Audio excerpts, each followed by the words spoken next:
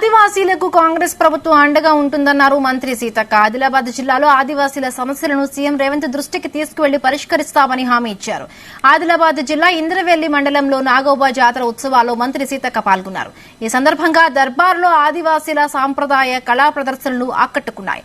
అంతకుముందు మంత్రి సీతక్క అధికారులతో కలిసి నాగోబా ఆలయాన్ని దర్శించుకుని ప్రత్యేక పూజలు చేశారు.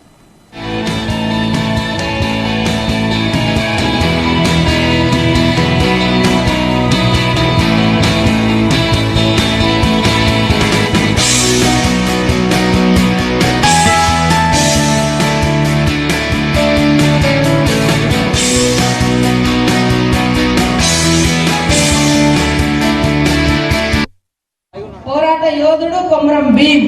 ఆయన పోరాటాన్ని పరిశీలించడానికి వచ్చి ప్రభుత్వానికి నివేదిక ఇచ్చి మరి ఇలాంటి సమస్యలన్నిటి కూడా పరిష్కార వేదికలు ఉండాలి, గుట్టల నుంచి పుట్టల నుంచి అందరం కలుసుకునే డే మరి జాతర సందర్భంగానే మరి ఎంఎన్ఆర్ గారు గవర్నమెంట్ కు సూచించడం తోటి అప్పుడు ఆనాటి ప్రభుత్వము నిర్వహించింది నిజాం ప్రభుత్వము.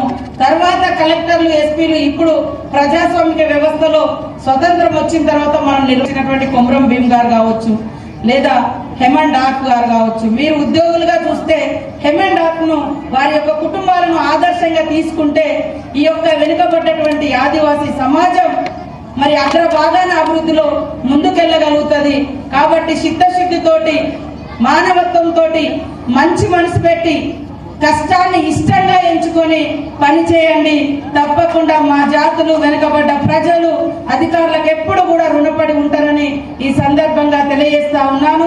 పోరాట యోధుడు కొమరం భీం. ఆయన పోరాటాన్ని పరిశీలించడానికి